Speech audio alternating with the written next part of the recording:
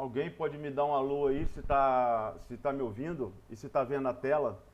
Estou te ouvindo e vendo a tela, Tô vendo professor. Boa a tarde. tela de calibragem e nivelamento, certo?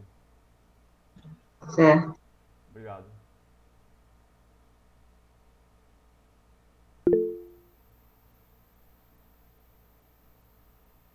Boa tarde, professor. Deixa eu te fazer uma pergunta. Você não consegue melhorar a qualidade do vídeo, da transparência que você manda para a gente, não? Eu não sei como é que funciona. A qualidade dessa transparência aqui, É. por que você não está conseguindo ver direito? Ó? Não, é porque tá meio pixelada. Tá meio o que você falou? Pixelada é tipo borrada, pronto, Ah, borrada. sim. Pixel, você está falando de pixel. Olha, eu anotei aqui, cara. Eu tenho certeza que eu posso. Eu anotei aqui, mas eu ainda tô. Eu mudei o software essa semana. Semana passada eu me atrapalhei na gravação. Aí eu deixei de usar o Google Loom, para gravar a reunião do Google Meet. Ainda estamos nos reunindo com o Google Meet, mas eu estou usando agora o OBS. O OBS permite você configurar um monte de coisa. E aí eu quero mais que vocês façam as críticas mesmo do que está dando errado. Inclusive nas gravações eu botei só uma, eu fiz o upload lá no YouTube de uma. E botei, e o OBS também eu estou tateando aqui, estou aprendendo aqui. Então eu sei que ele pode e eu vou corrigir.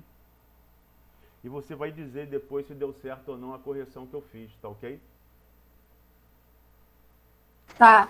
Ó, vamos combinar assim, eu vou pedir para todo mundo manter o monitor, a imagem, a própria imagem e o próprio som desligados, mas quando for falar, ligar o microfone e ligar a imagem também, para eu poder te ver e a turma poder te ver também, que é muito esquisito. Eu não sei com quem eu não sei com, a quem eu estou me dirigindo. É uma sensação muito estranha. Para mim tudo é muito estranho. Eu participo de reunião direto, eu participo no mínimo de 2 reuniões por semana. Fora quando tem reunião do departamento, fora quando tem plenária do CREA, eu participo direto, mas eu nunca promovi uma reunião. Sempre eu entro num determinado horário, eu entro e participo. Então, para mim está sendo muito. E essa coisa de gravar aula e gravar reunião, gravar aula e abrir canal no YouTube, tudo para mim está sendo muita novidade. Todo velho é ruim de aprender. E aí eu estou dando cabeçada. Eu espero que essa semana termine as cabeçadas. Eu até me atrasei a disponibilizar, porque eu perdi material, pensei que eu estava gravando e não estava, então tem que gravar de novo. Mas a partir da semana que vem eu prometo que vai estar melhor. Então, para poder todo mundo se conhecer, eu sugiro que ao falar alguma coisa, ligar a câmera e a voz, para a gente poder ouvir e ver quem está falando. E depois que acabar de falar, claro, desligar a câmera e vídeo. E a outra coisa também é que de vez em quando eu vou perguntar. Tem um monte de gente na turma já. Já tem 22 pessoas, parece que a turma já está quase completa ou completa. Se eu às vezes eu fico me sentindo assim, pô, tá um silêncio total, só eu falando, aí eu vou sentir necessidade de ter algum retorno. Como eu sei que pelo menos uma pessoa vai estar ouvindo, eu não vou esperar alguém responder, como eu esperei você responder dessa vez. Eu vou perguntar, e aí se ninguém falar nada, se eu fizer uma pergunta e ninguém falar nada, ninguém questionar, eu vou considerar que está tudo certo, que está tudo indo bem. Se alguma coisa estiver errada, aí alguém se manifesta. Já está anotado aqui a qualidade da imagem, eu vou descobrir o que é e vou te dar um retorno. Vou melhorar, com certeza vou melhorar, porque com o OBS dá para melhorar sim. Tá legal? Bom, nós estamos no segundo dia. É como eu falei, peço desculpas pelo atrapalho, mas a gente vai melhorar. A gente vai, com certeza a partir dessa semana vai melhorar. Agora as coisas já estão bem definidas. Eu já gravei uma aula hoje, deu tudo certo. Foi usando o OBS, usando o Google Meet, então deu tudo certo. Não tem porquê, eu já tenho aqui o meu checklist aqui, não tem porquê dar errado nessa daqui. E a gente vai recuperar.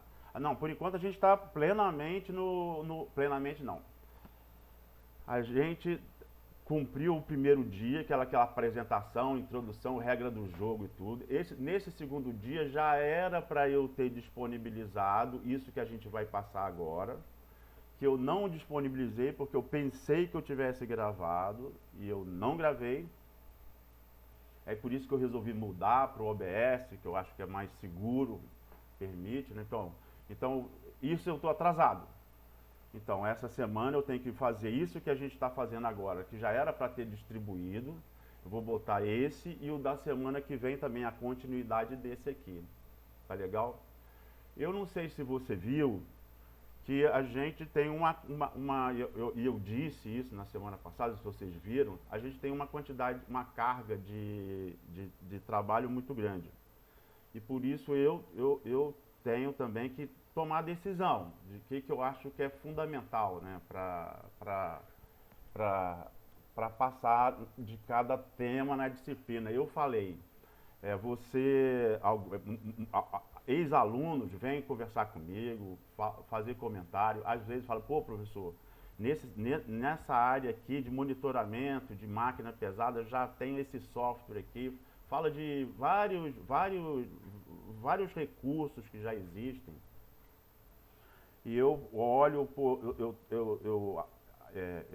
eu vejo que é muito legal, mas como a gente tem que trabalhar com floresta natural, floresta plantada, colheita, exploração, a gente tem que trabalhar com um monte de ergonomia, segurança, a gente trabalha com um monte de assunto, estrada, construção, manutenção, dimensionamento de frota, dimensionamento de composição veicular de carga, nomenclatura, atividade.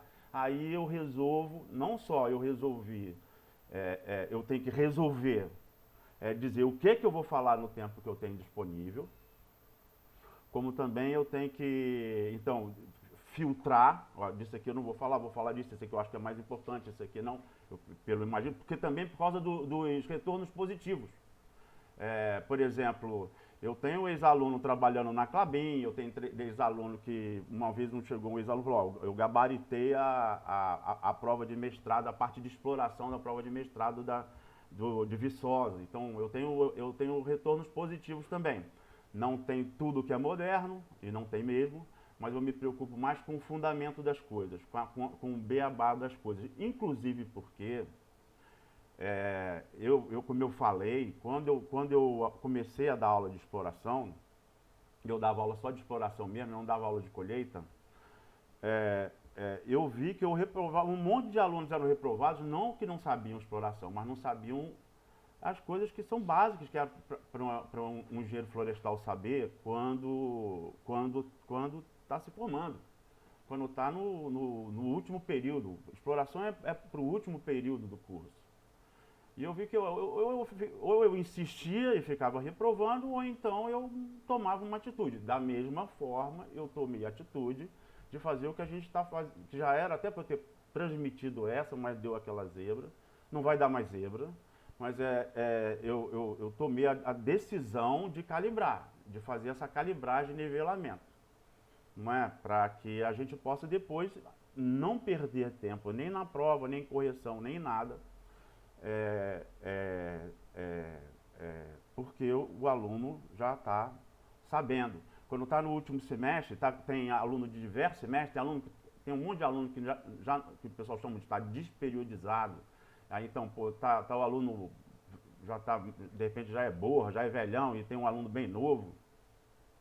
E aí às vezes é um basicão do basicão, o cara fica com vergonha de perguntar.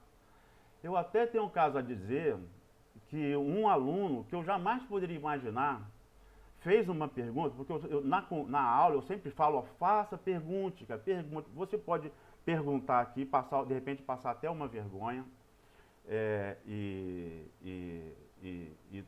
tudo, né? Mas depois você sana e você está estimulando os outros colegas a também fazer isso.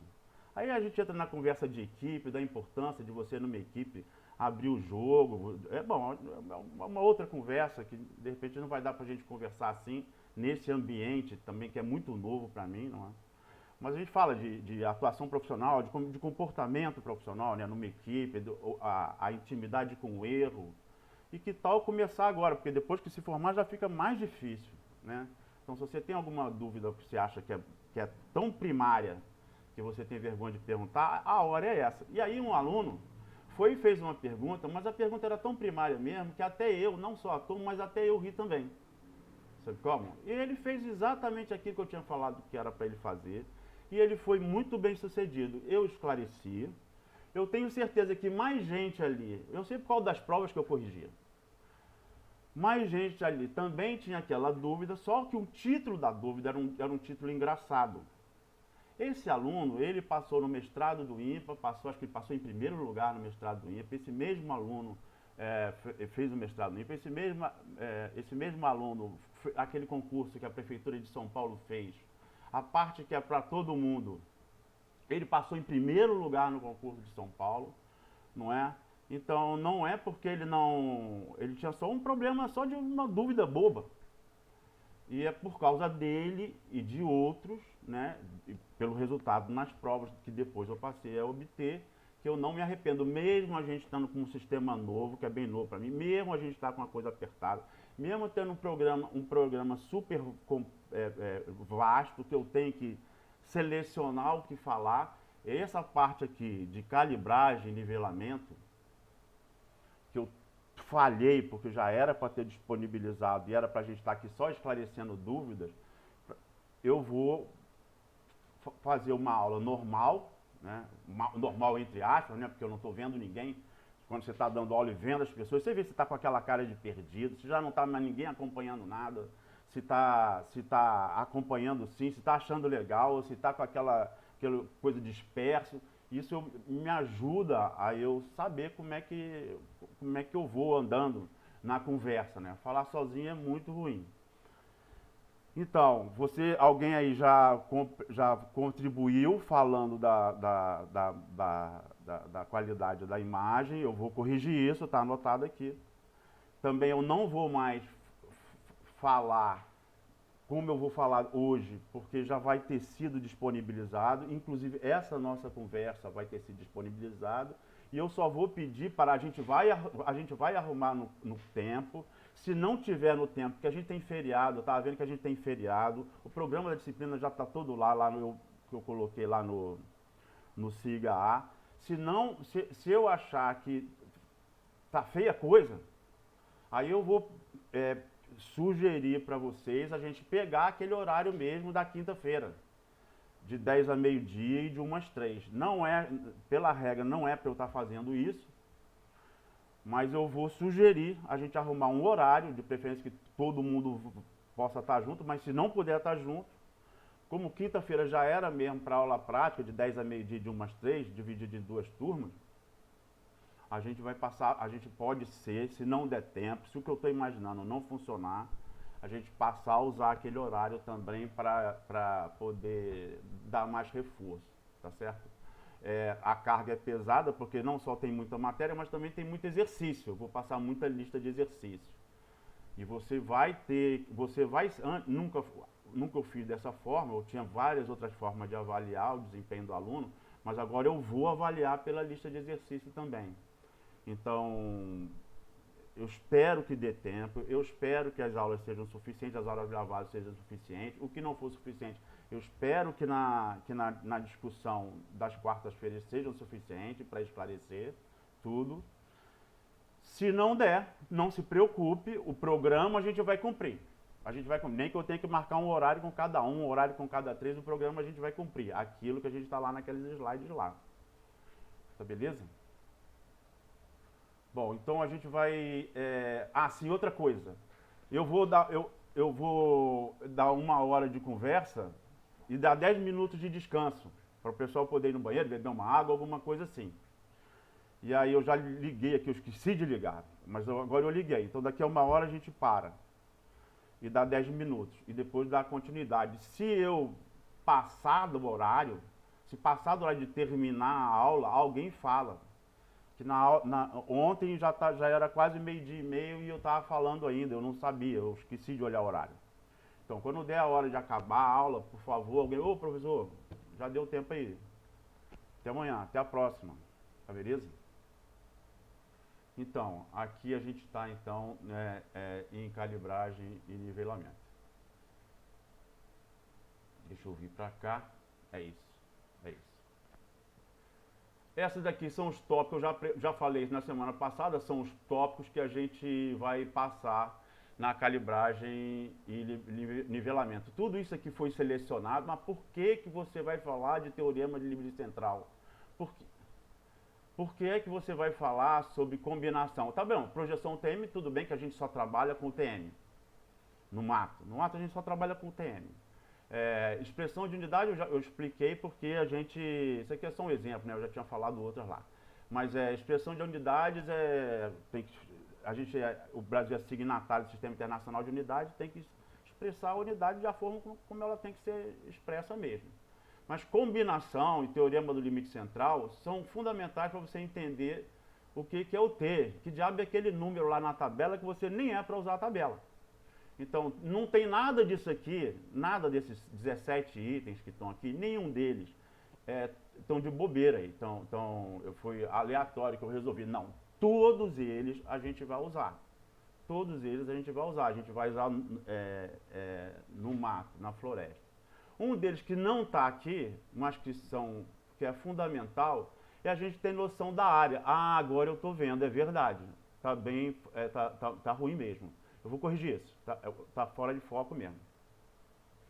Então, muitas vezes, e você vai ver isso, ainda mais quando você é recém-formado, ou quando você está fazendo uma revisão, ou um TCC, você olha lá e está lá falando, 5.000 hectares, 30.000 hectares, uma UPA de 1.000 hectares. Isso é pouco ou é muito, uma unidade de produção anual de 1.000 hectares? Ou um talhão de 500 hectares, de 1.000, de 2.000, é pouco ou é muito? Né? Uma equipe faz 3 hectares por dia de determinada atividade, faz 3 hectares por dia. Quanto é 3 hectares? A gente, quando a gente não está acostumado a lidar com a área, a ver a área, a gente vai tendo aquela sensação. Se botar um do lado do outro, fala 100 hectares, 1 hectare, bom, 100 hectares é 100 vezes maior que 1 hectare. Até aí está valendo. Mas quanto é 100 hectares? Não é? Então é bom a gente, se eu te falar assim, a reserva extrativista Chico Mendes tem 1 milhão de hectares. Ela não tem 1 milhão, tem quase 1 milhão. Quanto que é isso, 1 milhão? A gente consegue imaginar até um determinado tamanho. Mas depois de um determinado tamanho, a gente tem dificuldade se a gente não tem prática, não é? E aí, se você for trabalhar em algum lugar, e esse lugar se você for trabalhar com botânica, no herbário, não vai rolar. Mas se você for trabalhar num órgão licenciador, se você for trabalhar numa empresa de engenharia, aí é legal você ter o hábito de calibrar esse teu dimensionamento de valores, de quantidade. Uma que a gente muito usa é área. Então, calibrar a quantidade de área. Todo mundo sabe, toda vez que tem um monte de professor que usa, fala 1 hectare. 1 hectare é aquela área interna do jardim do P1. Então a gente pensa no P1, pensa no hectare. 10 hectares, 5 hectares, aí já está valendo. Apesar de estar fora de foco aqui é o P1, né? Aquele jardim interno aqui, e o pórtico está aqui, o pórtico está mais ou menos aqui. Então, a gente ouve falar várias vezes que 1 hectare é isso. É verdade. Mas 1 hectare não é o jardim, não. 1 hectare é se você pegar a cumieira dos telhados. Não sei se está acontecendo com vocês, mas está acontecendo comigo. De a tela apagar de vez em quando, às vezes apaga e volta rápido, às vezes apaga e demora um pouco mais. Isso é uma característica do OBS. Aí eu ainda não descobri como fazer. Existe o problema de escrito, mas eu ainda não sei como fazer para corrigir isso. Mas eu vou tentar corrigir. Então, um hectare é isso. Quando eu falo assim, uma empresa pequena, uma empresa razoável, ela precisa, uma empresa média, vamos dizer uma empresa média, ela trabalha no norte, ela trabalha entre 1.000 hectares, 3.000 hectares, é um número razoável. Para você ter uma ideia, 1.000 hectares, 3.000 hectares por ano de plano operacional anual. Você vai reclamar, ei professor, mas o senhor vai falar só de plano, de exemplo de Amazônia, será que não dá para o senhor falar de exemplo de floresta plantada? Cara, eu não tenho praticamente nenhum exemplo de floresta plantada, então todos os meus exemplos vão ser de Amazônia. A gente está falando de área, não importa a área. Então, uma empresa ela vai trabalhar lá com 1.000 hectares, 3.000 hectares de exploração por ano. Uma serraria portátil que opera com 3 homens, para desdobrar a madeira e agrega valor pra caramba, em vez de ser imagina uma comunidade, um comunitário lá que vende madeira em pé, em vez de vender madeira em pé, ele beneficia. Essa serraria que de repente produz 5 metros cúbicos de madeira, é um número razoável, 5 metros cúbicos de madeira serrada por dia, ela vai precisar, se você for fazer as contas, ela vai precisar de 400 hectares por ano. A unidade de produção anual dela vai ser de 400 hectares. Quanto é que é 400 hectares? Quanto é que é 1.000 hectares? Né? Então, você ter quadradinhos de tamanhos macetosos, como eu vou te mostrar aí, é sempre legal. É a mesma coisa quando você for fazer um trabalho em algum lugar. Você é um engenheiro florestal foi contratado para ir para algum lugar. Você vai trabalhar num determinado mato. Aí você chega lá com a cara e com a coragem, desce do avião, pega a metodologia às vezes, tem gente que olha o formulário e já acha que já manja tudo, nem olha a metodologia, não lê a metodologia. Não, DAP, não vulgar, já sei tudo aqui, ó. Tá valendo. Nem lê a metodologia. Aí, onde está escrito lá, nome vulgar, aí o cara bota lá, morta. Pula a árvore caída. Pula a árvore caída e segue adiante, porque não leu a metodologia. Essas coisas assim. Isso aí é o pior dos caras, ou das caras. Mas o cara que desceu do avião para ler a metodologia, ele já desceu errado. Olha só, já desceu errado. Por quê? Porque antes de você ir para lá, quando você chegar lá, você já tem que ter ideia do que lhe aguarda. Existe um manual, foi publicado, agora eu não lembro mais, acho que foi 2008 e republicado em 2012. Eu até vou botar lá para você acessar lá, vou deixar lá no SIGA. Manual da Vegetação Brasileira no IBGE. Você é técnico de nível superior, você tem obrigação de, antes de chegar lá, se você estiver atolado, bota um manual no bolso, hoje vai estar com o notebook e no avião, leia a descrição do tipo de vegetação. Você tem o Google Earth, você tem SIG, você tem um monte de formas de você saber aonde você vai trabalhar e que tipo de vegetação tem e como é que está a situação lá, né?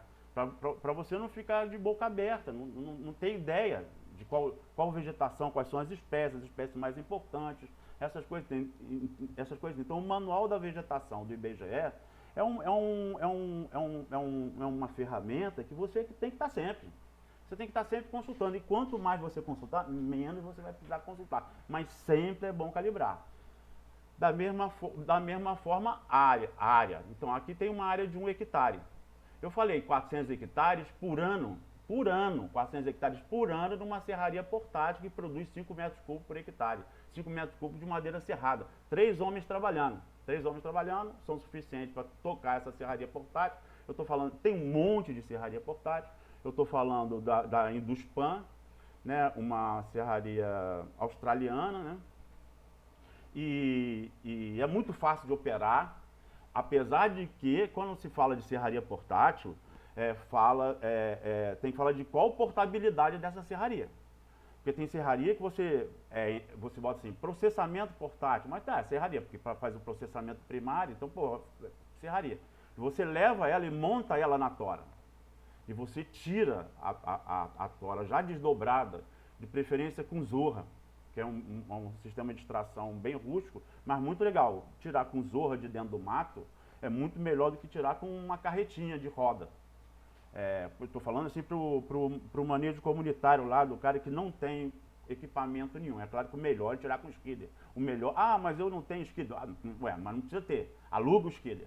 Mas aqui não tem skidder para alugar. Muito comum isso. Você está num lugar que não tem skidder para alugar. Então beleza. Então eu posso agregar valor com pouco dinheiro que eu tenho, com desdobramento, e vou desdobrar a tora no local do abate e já vai sair arrastado, o transporte primário, vai sair com as peças amarradas numa zorra. O lance da zorra é que ela é uma rampa feita de madeira também, amarrada no animal, e como não tem roda, ela pula obstáculos por causa da rampa. Pula árvore caída no chão, pula raiz tabular, ela vai dando o jeito dela, o bicho vai puxando. E com roda já é diferente, para tirar uma coisa do mato sem picada de arraste, sem um trator, sem uma máquina para fazer a picada de arraste, quando é o caso de skidder, que ele faz a picada de arraste dele, às vezes com uma carretinha fica difícil, demora muito, porque tem que abrir caminho para ela, então às vezes com a zorra é melhor. Então, estou falando uma coisa e estou falando também de 5 metros cúbicos de madeira. 5 metros cúbicos de madeira é uma quantidade ridícula. E para 5 metros cúbicos de madeira serrada por ano, claro que isso vai variar muito. Toda vez que eu falar, você tem que desconfiar. Porque eu posso estar pensando em 1 ou 2 ou 3 locais aqui e certamente vão ter locais que são muito diferentes, né? Você tem... não só por causa do local, por causa da topografia, por causa da floresta, mas também por causa da equipe, por causa do equipamento. Então toda vez que eu falar qualquer coisa, guarda, mas sempre desconfiando. Aonde ele estava querendo, aonde ele estava querendo se referir naquele que ele estava falando. A mesma coisa eu falar, 5 metros cúbicos de madeira é muito pouco. Aí todo mundo já acha, 5 metros cúbicos de madeira é muito pouco, mas se você for vender 5 metros cúbicos de madeira em pé, 5 metros cúbicos de madeira esplanada, ou seja, abatida e arrastada para o pátio, para o caminhão só chegar, que pode ser alugado também, e levar. Ou então alugou o caminhão 5 metros cúbicos de madeira posta na serraria. Posta lá na serraria. Pô, cada etapa que você vai fazendo, o preço da madeira vai subindo exponencialmente. Então 5 metros cúbicos de qual madeira, e mais importante de que qual madeira, porque tem mesmo variações em faixa do preço da madeira, mais importante de qual madeira é o quanto que você agregou de valor, né? E agregar valor não é necessariamente beneficiar a madeira. Derrubar, arrastar, que tem a ver com a nossa matéria. Derrubar, arrastar, transportar e entregar. Cada uma dessas atividades é uma atividade para prestar muita atenção. A gente vai ver cada uma delas, né? Tem um monte de índices para acompanhá-las, né? Para a gente tomar a decisão. Então, 1 hectare está aqui, e se eu quiser falar em 100 hectares, basta eu botar 10 hectares, 10 hectares de um lado e 10 hectares de outro. E aqui então eu tenho um quadrado de 100 hectares. Veja que o P1 aqui, com aquele 1 hectare, né? E aqui o pórtico aqui, e aí eu tenho um comprimento, e aqui está o IF aqui, tá vendo aqui? A sede do IF aqui, o departamento de silvicultura está aqui, o departamento de silvicultura bem aqui. Olha só o tamanho, com aquela estrada lá, que vem do P1, essa estrada aqui é a BR, desculpa, com a BR aqui, lá de fora, subindo, descendo aqui, chegando, né? Então esse quadrado aqui tem 100 hectares. Toda vez que eu vou, se eu não tiver, eu posso fazer outros, mas esse aqui dá para eu imaginar, porque eu sei onde é que é o DS, eu sei onde é que é o P1, sei onde é que é a BR lá, 465, né? 465, né? Então eu já posso imaginar o que é 100 hectares. Quando alguém falar em 100 hectares, eu já sei mais ou menos o que é 100 hectares. Se eu for falar em 1000 hectares, aí olha só, aqui já é o arco metropolitano. é arco metropolitano. Aqui está 465 e aqui está 116, que é a Dutra. Olha só, uma área de 1.000 hectares. Olha o tamanho de uma área de 1.000 hectares. Vai lá, do arco do arco metropolitano a quase chegar na reta de Piranema. Tá certo? Então, quando eu falei que uma empresa razoável, tem lá, uma empresa razoável, que não é uma serraria portátil, uma empresa razoável, não é muito grande não, mas é uma empresa razoável para a região, que ela explora 3.000 hectares por ano, você tem que pensar, olha só, então ela trabalha pelo menos em 3.000 hectares, ela trabalha, desculpa, vamos voltar aqui, se ela explora 1.000 hectares por ano, vou para pensar nesse 1.000 hectares aqui, se ela explora 1.000 hectares por ano, ela trabalha por ano em pelo menos 3.000 hectares. 3.000 hectares. 1.000 hectares, todo ano ela faz o censo. Ela tem que mapear todas as árvores. Imagina você mapear todas as árvores. Você ser responsável por esse mapeamento. O que você vai ter que fazer? Dimensionar a equipe. Então, você é responsável por esse mapeamento. Mas no ano que vem, quando você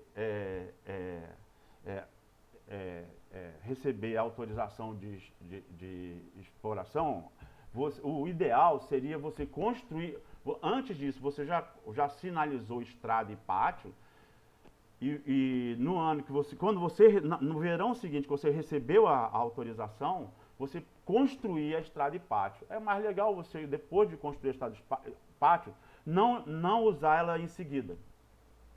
Se você deixar ela assentando, compactando um ano, é melhor. Tem muita gente que não faz isso. Já constrói e já sai explorando. Mas a gente vai falar sempre o tempo todo do que é o ideal e da vida como ela é. Mas se você vai fazer o censo florestal num ano, construir estrada e pátio, ou seja, instalar toda a infraestrutura no ano seguinte e explorar no outro ano, você está trabalhando, você está trabalhando em 3.000 hectares, tá certo? Então, a noção de área é uma noção importante. Qual o tamanho da área da UPA daquela empresa? Veja bem, uma área de 10.000 hectares. Aqui está a Ilha do Governador, tá vendo? A Ilha do Governador, ela tem 3.600 hectares, um pouco mais de 3.600 hectares. Ela está aqui. Essa área aqui é uma área não de 1.000, mas de 10.000 hectares. E a empresa na Amazônia que tem uma UPA, que é a unidade de produção anual maior, ela explora 10.000 hectares. Então, para você ver o tamanho dos projetos, as áreas dos projetos, né? E você calibrar também a quantidade. A empresa explora 10.000 hectares por ano. Tem empresa que explora 5.000. Ela explora 10.000 hectares por ano. Olha só. Você tem que se sentir plenamente à vontade de tocar esse projeto. É claro que dá uma tremedeira, mas se você usar método, se você usar engenharia, você vai executar. E principalmente, de novo, eu vou falar, metade das fichas no planejamento, metade das fichas no monitoramento, justamente para não dar zebra. Para você corrigir os problemas na medida que eles vão aparecendo, você estabelecer prioridade. Então, aqui nós temos 10.000 hectares. E 1 milhão de hectares? 1 milhão de hectares é um quadrado desse tamanho aqui. Aqui está o estado do Rio de Janeiro. Aqui está o estado do Rio de Janeiro aqui assim, ó.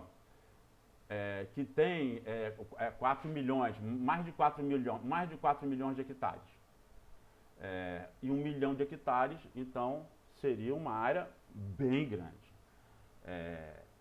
Agora, e se eu te falar que a reserva extrativista, agora de novo, que a reserva extrativista Chico Mendes tem 933.000 hectares, aí você vai dizer, nossa, que tamanho dessa reserva extrativista. E se eu te falar que ela tem 200 e poucas famílias lá dentro, aí você vai dizer, nossa, caramba. Se você for trabalhar numa área de um seringueiro normal, que tem entre 300 e 350 hectares na família dele. Isso por causa da herança do soldado da borracha, né? De uma colocação de seringa para exploração da borracha. Então, tem colocação muito maior que isso, mas um seringueiro médio está lá entre 300 e 350 hectares, a área dele. Ele vai, digamos que você deixe 50 hectares para outros usos e 300 hectares para manejo. E aí, no 300 hectares, você divide num ciclo de corte, só para fazer número redondo, você divide num ciclo de corte de 30 anos. Então, ele vai explorar 10 hectares por ano. É o que ele vai ter, 10 hectares por ano. Esses caras que vai explorar 10 hectares por ano, se você arrumar 10 metros cúbicos de madeira por ano, nesses 10 hectares, 10 metros cúbicos por hectare, está muito bom. Está muito bom. Se arrumar, em média, está muito bom. Tem lugar que tem 30, até mais de 30 metros cúbicos por hectare. Mas se você arrumar 10 metros cúbicos, está muito bom, pode ficar feliz. Então, você vai pegar, ele vai ter 10 metros cúbicos de madeira por ano. Necessariamente ele vai ter que beneficiar essa madeira. Sozinho ele não beneficia, mas se estiver numa cooperativa, e que existem várias, se tiver junto numa cooperativa de pequenos produtores florestais, quando eu fiz mestrado se considerava inviável, né? Mas eles juntando vários, e aí eles podem comprar uma serraria, uma serraria melhor para beneficiar a madeira de todo mundo, vai dando tudo certo. E aí então, mas ele necessariamente, se ele quiser viver de madeira, ele tem que agregar valor à madeira. Já que se você for responsável pelo plano de manejo da reserva Chico Mendes, que é seringueiro também, igualzinho. Aí seringueiro também, são 220 palmeiras com quase 1 milhão de hectares. Se você tem um pessoal que não tem capacitação, a capacitação é muito ruim, é muito débil, né? Você tem a alternativa de agregar menos. Eu botei esses dois extremos aí. No caso daquela área ali, você poderia até vender a madeira em pé. Faço o plano de manejo, não compro nenhuma motosserra.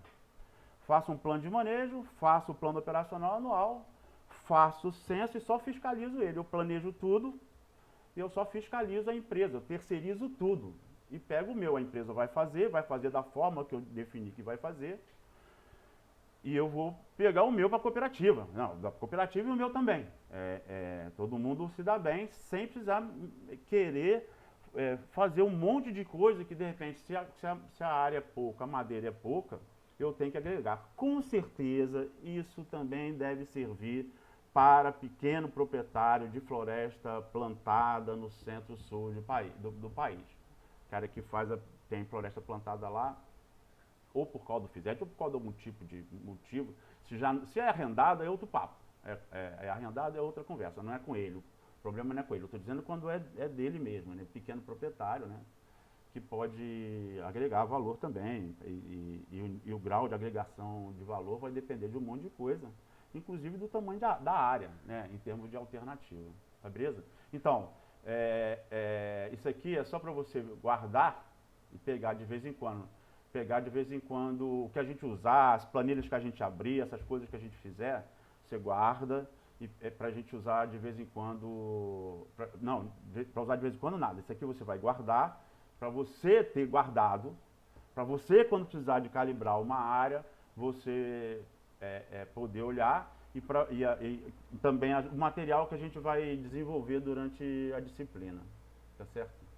E já vai pegar lá também, que eu vou deixar lá podia ir direto lá no IBGE e buscar, mas eu já deixo direto lá para você baixar e ter o manual da vegetação.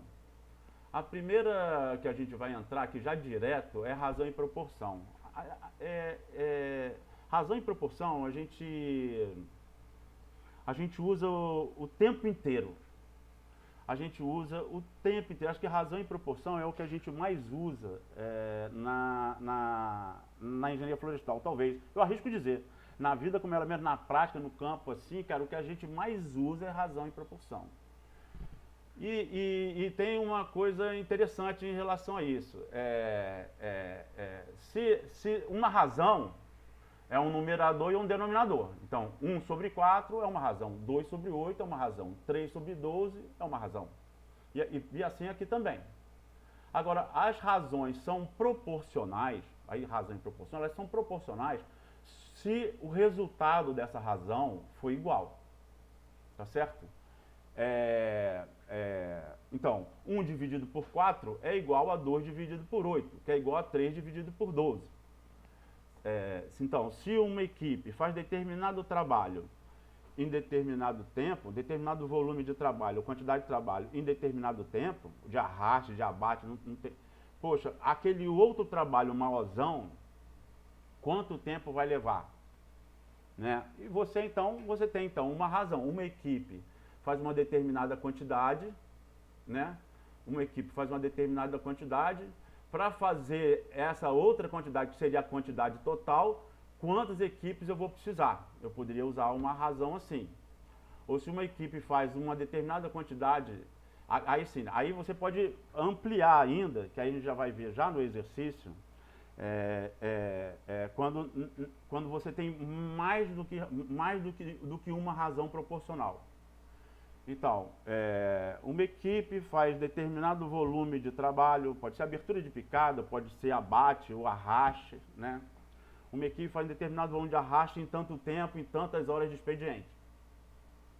Quantas equipes eu vou precisar para extrair a minha safra toda, nesse dia, no total de dias que eu tenho, para entregar a safra, num horário de expediente que de repente eu estou vendo que não vai ser legal, já estou fazendo essa conta pela segunda vez, estou vendo que não vai ser legal, então eu vou aumentar o horário de expediente, vou dar hora extra. Ou vou pegar aqueles dias lá que eu estava contando em trabalhar só de segunda a sexta, vou inserir sábado, vou aumentar a minha quantidade de dias. Eu posso ir alterando os dias, não é? E tendo outros resultados. Isso aí seria, grosso modo, uma aplicação direta da razão. Eu vou dizer que isso é muito perigoso, você fazer isso, e a gente vai explicar por que é perigoso fazer isso mais adiante, quando a gente falar por amostragem e erro amostral. Mas isso é razão e proporção. Isso é uma coisa que a gente tem que... essas razões, às vezes, ela tem uma proporção direta, são diretamente proporcionais, às vezes elas não são inversamente proporcionais. E a gente tem que aprender a montar isso para poder obter o resultado e ter uma estimativa. Às vezes eu tenho que dar uma resposta rápida, então uma resposta rápida seria o uso de razão e proporção, desde que eu saiba usar, né? Volto a dizer, se você está cansado, se você veio de um bom colégio, está cansado, não numa atual, que às vezes o aluno vem de um bom colégio também, mas vem quadrado. Faltou aquela aula, errou aquela questão na prova, nunca mais estudou, e daí ficou com vergonha de perguntar, ainda tem dificuldade.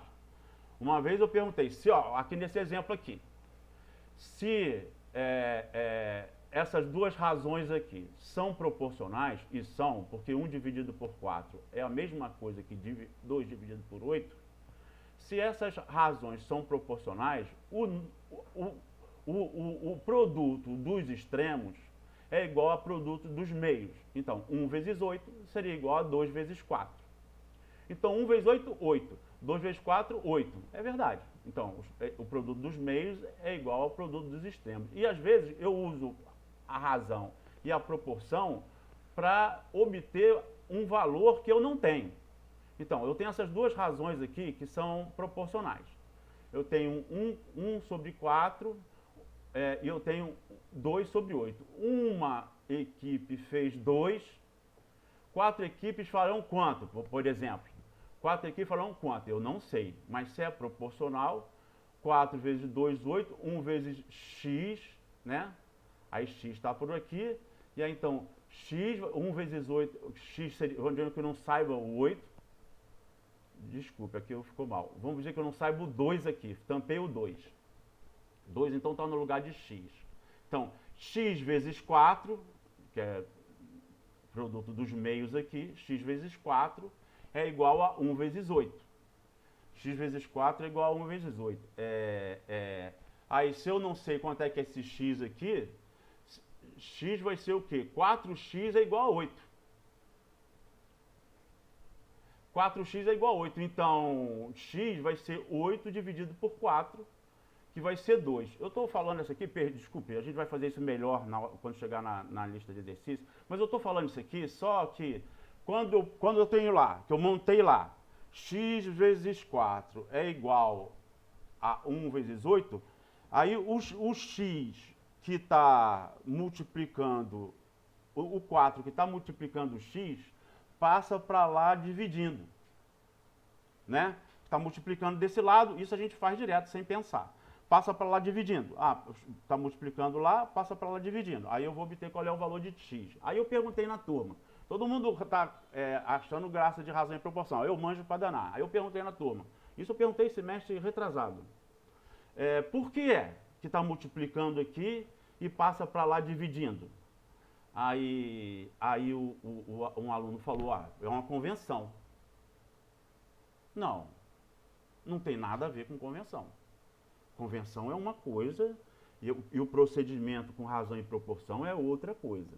E se você pensa que é assim, se você, de repente, um monte de coisa você faz sem pensar que faz, tipo, isso eu aposto que você pega o T lá da tabela, sem ter ideia do que ele significa. Se você faz isso, você não tem conhecimento profundo do que você está fazendo. E se você não tem conhecimento profundo do que você está fazendo, você pode se atrapalhar em fazer uma inferência de conhecimento. A gente faz inferência estatística, mas a gente faz inferência de conhecimento também. Ninguém nunca me ensinou aquilo. Por exemplo, como a gente vai ver em trigonometria. Ninguém nunca me ensinou aquilo, mas eu sei trigonometria, então pronto. Por exemplo, eu aprendi em dendrometria a calcular a altura de uma árvore, com hipsômetro, com clinômetro, medindo a distância. Aí eu aprendi em exploração a calcular a largura, o comprimento de uma ponte. Calcular o comprimento de uma ponte sem precisar mandar o peão pegar a ponta da trena e mergulhar lá do outro lado. Sem precisar ninguém ir lá do outro lado. Eu aprendi a calcular usando trigonometria. Ah, mas eu não fiz exploração, então eu não sei.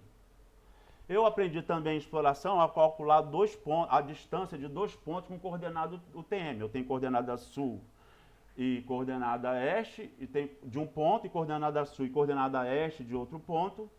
Aí eu estou dizendo que você sabe, lembra bem, então, paralelos e meridianos, e eu estou na projeção UTM, e eu pergunto, um ponto tem essa coordenada, o outro ponto tem aquela coordenada, qual que é a distância entre esses 2 pontos? Que eu quero saber quanto tempo a equipe vai demorar para chegar lá, até começar o trabalho.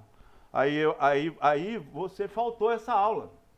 Aí eu estava dizendo, se você tivesse aprendido trigonometria corretamente, sem decorar, você não precisava nem que o professor de dendrometria te ensinasse como calcular a altura de uma árvore, tendo o ângulo do clinômetro e a distância, ou calcular o comprimento necessário da tora a ser abatida para fazer uma ponte, que a gente usa muito, corta a tora longitudinalmente e divide em 2 bandas para fazer uma ponte para atravessar um igarapé.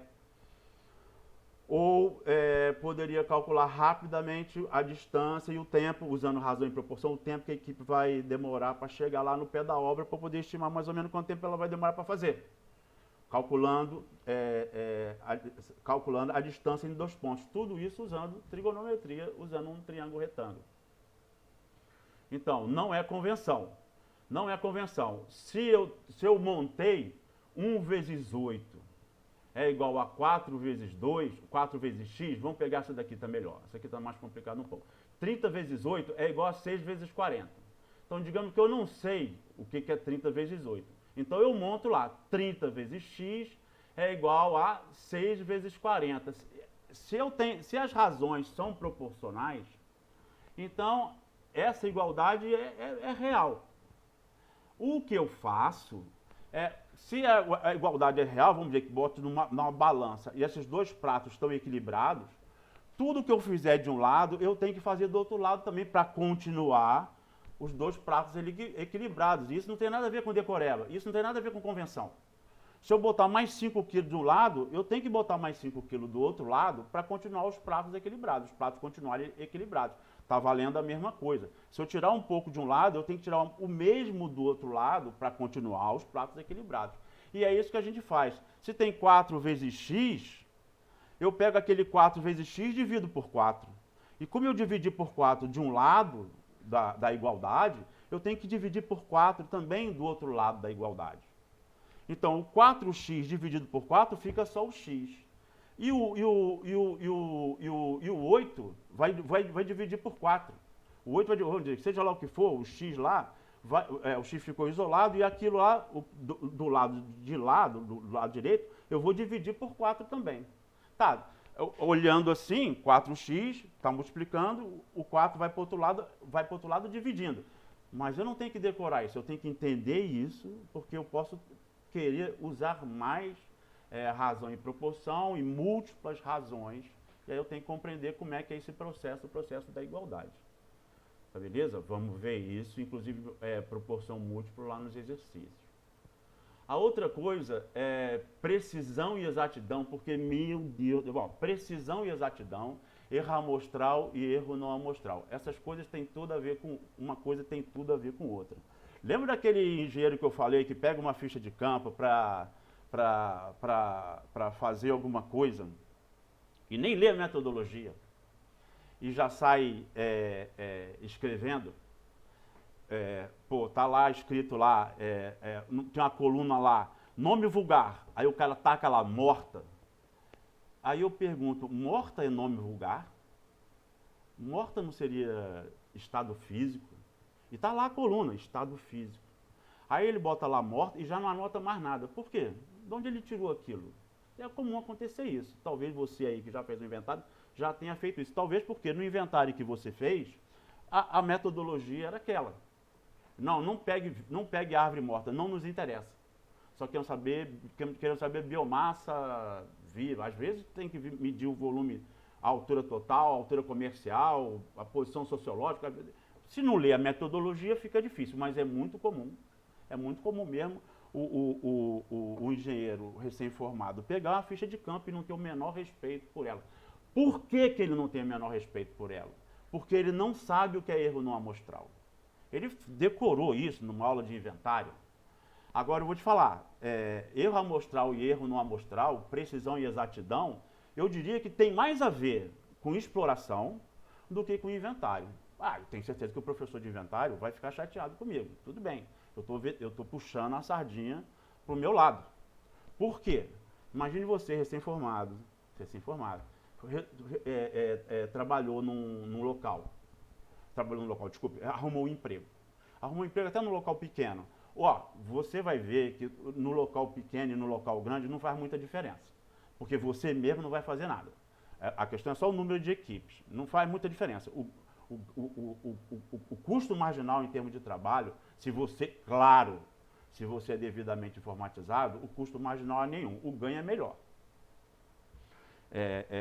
Então, você foi responsável por executar um trabalho. O cara que você foi substituir sumiu, foi demitido. Uma vez eu substituí um cara que tinha sido demitido por excesso de pinga.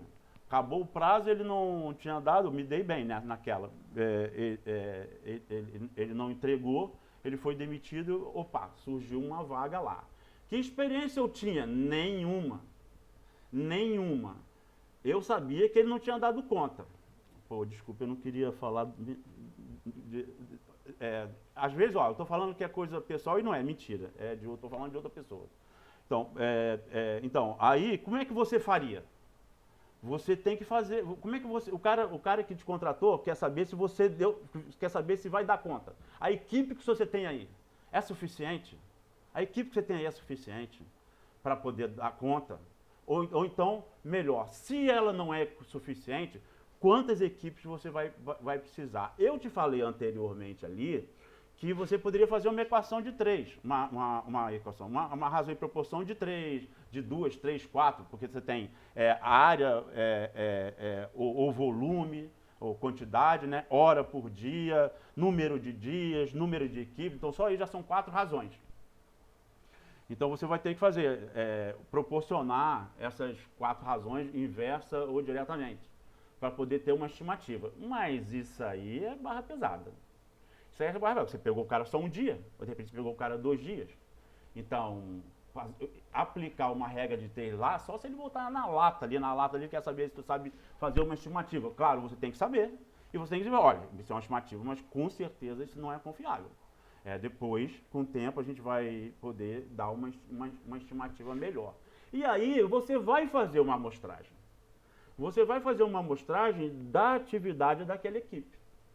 Onde agora a população são todos os ciclos necessários daquela atividade.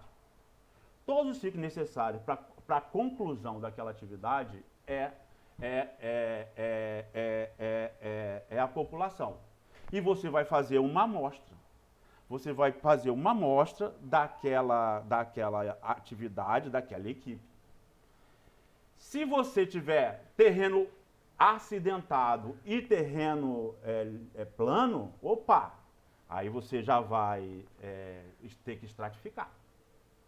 Porque pode ser e pode não ser, você vai medir populações distintas. Pode ser que sejam populações diferentes. Tem diferença entre as duas.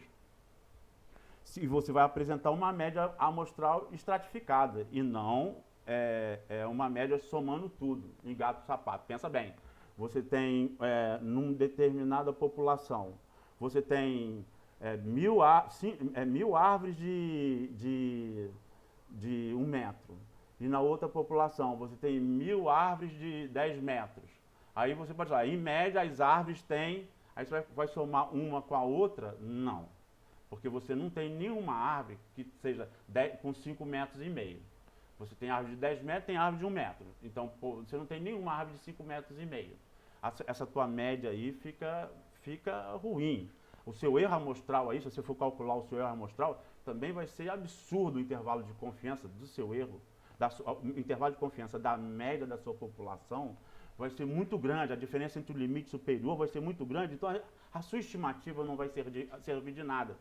Você vai ter que estratificar área plana, área acidentada, a área plana trabalhando na chuva, trabalhando na seca. No caso de floresta plantada, na chuva e na seca não para. No caso de floresta natural, só trabalha na seca. Opa, menos mal. Mas você vai, em algum momento, quando você for engenheiro de campo, você vai ter que fazer uma estimativa e você vai ter que fazer uma amostragem. Mas se você não souber o que é amostragem, desculpa, caiu o microfone. Se você não souber como é que eu faço a amostragem, se você não souber o que é precisão, o que é exatidão, o que é erro amostral, o que é erro não amostral, você provavelmente a sua estimativa não vai adiantar de nada.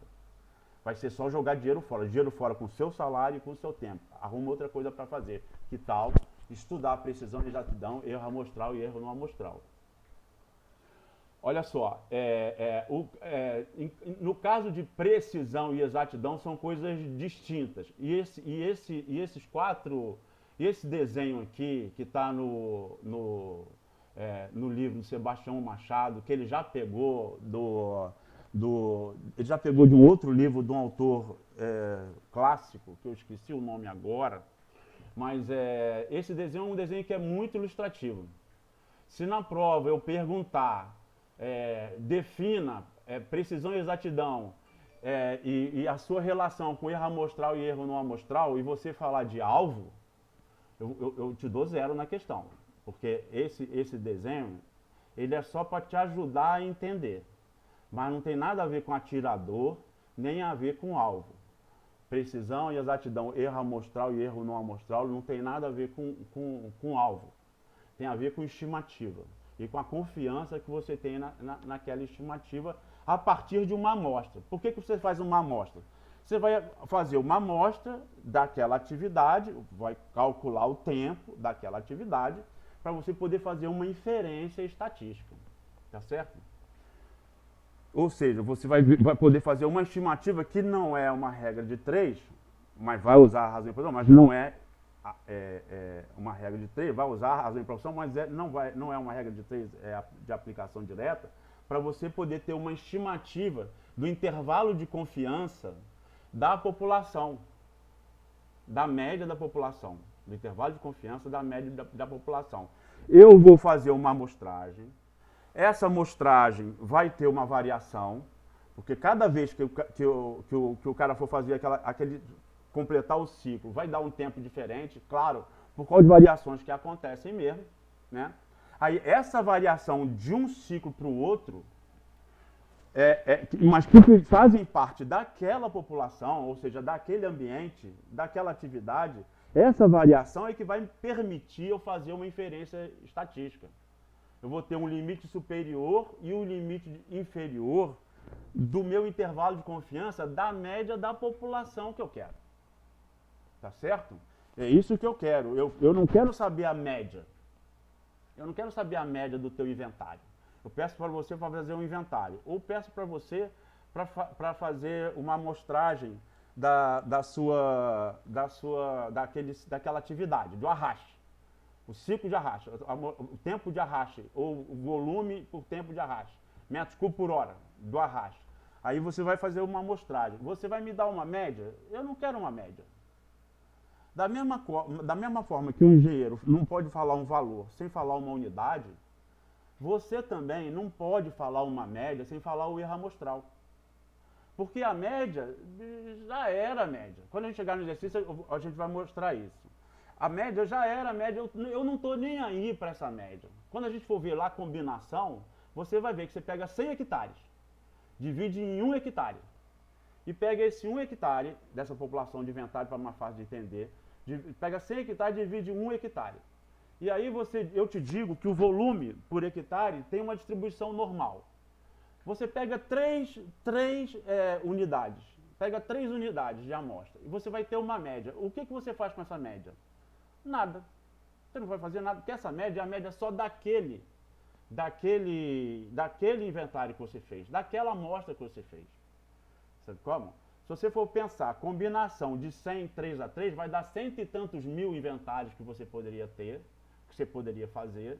E esses cento e tantos mil inventários que você poderia fazer, se você fizer todos eles, né, todas as combinações possíveis, o primeiro hectare com o quinto com o oitavo, o primeiro com o segundo com o sexto, todas as combinações possíveis, esses inventários teriam uma média também, cada um deles teria uma média, e essa média também teria uma distribuição normal.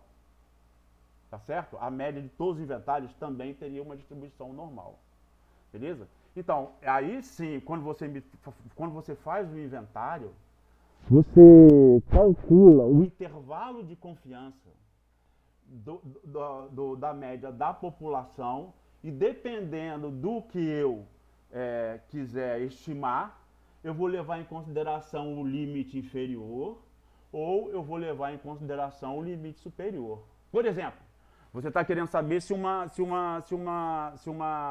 atividade é rentável, se aquela ali é rentável. Talvez você possa levar em conta, como tem uma variação, você pode levar em consideração as despesas no limite superior e as receitas no limite inferior. Se for, mesmo assim bater, você pode ir tranquilo. Você pode ir tranquilo, mas aí tem 2 problemas. Um problema é do erro amostral, ou seja, quando você pega só 3 unidades de amostra, só faz amostra de 3, você pode ser que você pega um que tem um valor máximo daquela população, pega o outro que tem o valor mínimo daquela população, ou pode até pegar 3 que tem o valor máximo, próximo do máximo. Não, aí eu não, a gente vai ver isso lá na frente, mas você pode, na hora de calcular, fazer a estatística lá e calcular o erro amostral, calculando o erro amostral, a diferença entre o limite superior e o limite inferior, ou seja, o intervalo de confiança da média da sua população é tão grande que não valeu a pena a estimativa. Não dá, não fede. Você precisa de um erro amostral menor. Você precisa de uma precisão maior. O teu valor tem que ser mais preciso. Se eu botar o limite inferior lá embaixo, o limite superior lá em cima, por exemplo, você fez o inventário do volume por hectare, aquele que eu estava falando, 10 metros cúbicos. 10 metros cúbicos em média, não quero saber da média, a média não me interessa, porque foi só uma avaliação que você fez, eu quero intervalo de confiança da média da população. 10 mais ou menos 8. Vamos lá. Então, tanto pode ser 2 metros cúbicos por hectare, que é completamente inviável. 5 metros completamente inviável, dependendo, tudo isso tem que ser desconfiado. Ou pode ser 18, que é um paraíso, é o melhor dos mundos. Mas você não pode me dar uma estimativa, o intervalo de confiança da média de uma população com erro amostral tão grande, que o limite inferior é tão longe do limite superior. Eu quero que você seja mais preciso na sua estimativa. Então, se você estiver falando em termos de precisão de tiro, esse atirador aqui é muito menos preciso. Esse atirador aqui é muito mais preciso. Esse aqui já tem uma precisão, que é a dispersão dos dados em relação à média. Não a média da população aqui, a média dos próprios dados. A dispersão dos dados em relação à média deles, nesse caso aqui, esse está mais disperso do que esse. Esse aqui, então, está mais preciso do que esse. O menos preciso é esse daqui. E o mais preciso de todos é esse daqui. Esquece esse alvo aqui. Estou falando só de precisão. Por isso é que você estratifica. Se tem valores muito discrepantes, às vezes só na imagem de satélite você pode estratificar. Aqui é com topografia acidentada, aqui é com topografia plana, aqui é liso, aqui é com esse equipamento, aqui é com aquele equipamento. Como que é? Então você tem que estratificar. Quanto mais você puder estratificar, você vai separando em grupos mais ou menos homogêneos, e aí você passa a ter uma média estratificada, com um erro amostral, então, estratificado, muito menor do que se considerasse tudo uma coisa só. Então, eu estou falando de precisão. Eu estou falando de precisão, que é a dispersão dos dados da amostra, ou do que eu estou medindo, para poder fazer a minha inferência estatística. Se eu for muito impreciso nas minhas medidas, o meu intervalo de confiança vai ser muito grande e eu não vou poder usar ele, não vou poder usá-lo para fazer estimativa de tempo, de equipe, de seja lá o que for, porque eu joguei dinheiro fora na minha avaliação. Tá certo? Tem várias formas de você dimensionar então a sua amostra, tá certo? Mas o que eu estou querendo deixar claro aí, que precisão tem a ver com o intervalo de confiança da média da população, que a média de uma amostra não quer dizer nada. O engenheiro florestal foi lá, fez o inventário. Ah, daí, cara, deu 10 metros cúbicos por hectare. E eu com isso, engenheiro, eu não quero saber a média do teu inventário. O teu inventário é o teu inventário. Eu quero saber o intervalo de confiança da média da população. Porque eu não vou botar equipamento para tirar madeira das suas unidades de amostra. Eu vou botar equipamento para tirar a madeira da população inteira. Então eu preciso saber qual é o intervalo de confiança da média da população. Agora você entendeu. A precisão da minha estimativa tem a ver com o meu erro amostral. A precisão da minha estimativa tem a ver com o meu erro amostral.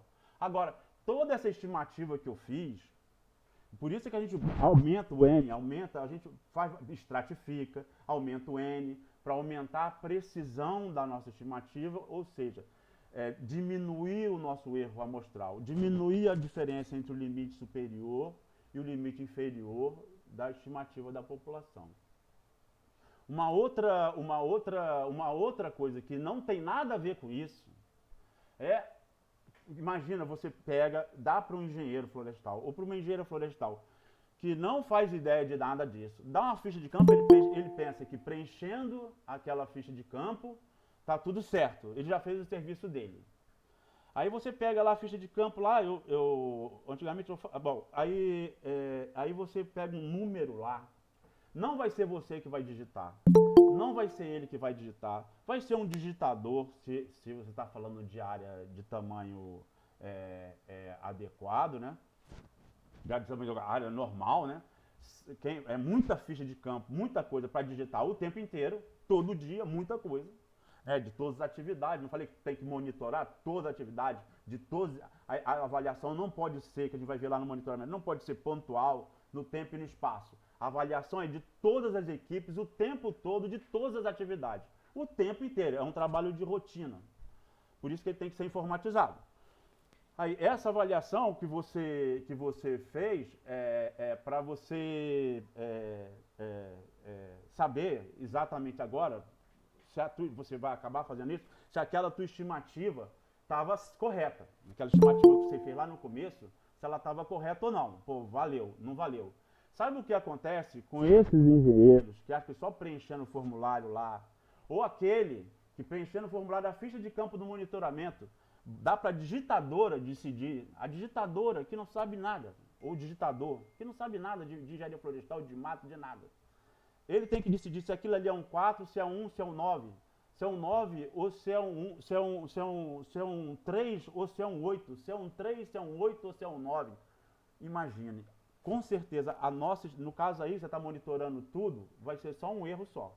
Mas no caso de for uma estimativa, a sua intensidade amostral é sempre muito pequena em relação à população. Qualquer errinho que tenha, né, de anotou o digitador, ele anotou um número, o digitador entendeu o outro. Ele escreveu o nome, o digitador entendeu o outro, principalmente número, mas nome também, que nome pode significar entre ser comercial ou não ser comercial.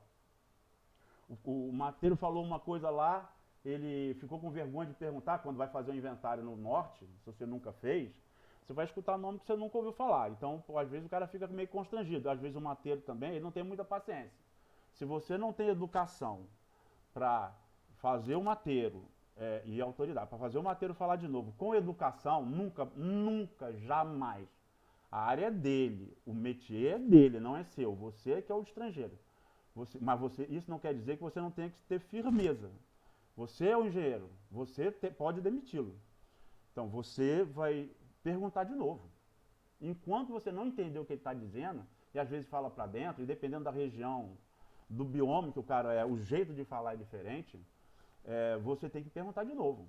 Porque você tem responsabilidade em cima daquela amostra, em cima daquele dado ali. Porque se você não fizer certo, ou se você fizer até certo, não deixar claro o digitador o que é o certo que você fez, e o digitador interpretar outra coisa, você vai estar cometendo um erro não amostral. Isso é erro não amostral, o que não tem nada a ver com erro amostral. O erro não amostral é você, por exemplo, botar a unidade de amostra com tamanho diferente e não registrar esse tamanho diferente. Então, dizer que ela tem um tamanho e, na verdade, ela tem outro. Você medir a árvore na altura diferente, trena torta, altura mal medida, tem um monte de fonte de erro não amostral. Isso aí já era. Com erro não amostral não se faz nada, por isso que dependendo do cara, esquece o cara. Dependendo do técnico, se ele não... Você pensa que você vai lidar muito com engenheiro júnior, não vai. Se você tiver muita sorte, mas muita sorte mesmo, você vai lidar com técnico florestal. Se você tiver sorte, você vai lidar com técnico agrícola. Mas você vai lidar muito com peão esperto. Com peão esperto. Peão esperto. Tem peão que é esperto mesmo. E não é preguiçoso, ele trabalha bem. Agora, se ele tem tendência a cometer erro não amostral, já era a sua estimativa. Por quê? Porque a tua intensidade amostral é muito pequena. Qualquer erro vai ser multiplicado por 1000, por 2000, por 10.000. Qualquer erro. Então não pode ter erro grosseiro, erro de anotação, isso não pode ter.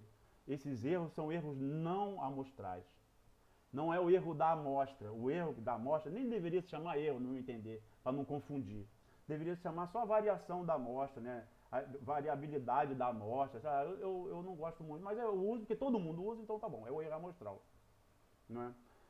Mas não tem nada a ver com erro não amostral. Erro não amostral é erro mesmo. É erro mesmo, por irresponsabilidade, por falta de educação, por uma porrada de motivo, por um monte de motivo. E esse erro não amostral acabou com a estimativa. Acabou com a inferência. Acabou com a inferência estatística. Quer saber? Antigamente, os planos de manejo, acho que eu já falei, eram feitos todos baseados em inventário por amostragem. Inventário por amostragem. Em 1998, passou-se a obrigar a fazer o censo florestal e o volume que foi obtido no censo florestal não estava dentro do intervalo de confiança da média de todos os inventários. Estava tudo lá de fora. má fé à parte, porque às vezes o cara faz de propósito mesmo, joga a média lá para cima, má fé à parte, as indústrias, quando se instalavam, também não obtinham aquele volume. Também não tinha, quando elas queriam fazer um inventário sério para poder se instalar, eu falo uma indústria, a primeira indústria que se implantou na Amazônia, ela fez uma estimativa, ela fez uma estimativa ela fez uma estimativa, ela contratou o inventário, ela contratou uma boa empresa de inventário, uma empresa de relativo nome para fazer o inventário dela, pagou uma grana, dimensionou o parque industrial dela em função do resultado do inventário e a média que ela recebeu, em média que ela foi receber para processar, não estava nem dentro do intervalo de confiança. Isso aí é ficha de campo mal feita. Ficha de campo mal feita. Isso aí é um monte de erro não amostral. Não tem a ver com erro amostral. Agora você tem que entender o que eu estou falando. Se aquela empresa que fez a amostragem não tivesse cometido erro não amostral, ela poderia até apresentar um resultado cujo erro amostral fosse grande, ou seja, a diferença entre o limite inferior e o limite superior do intervalo de confiança seja tão grande que não valeu nem a pena gastar o dinheiro, tá certo? Mas a média da população teria que estar ali dentro. Pelo teorema do limite central, a média da população teria que estar ali dentro. Eu vou dar 10 minutos de descanso para a gente ir no banheiro, beber água e eu volto daqui a pouco, tá beleza? Daqui a 10 minutos a gente volta. Beleza. Beleza.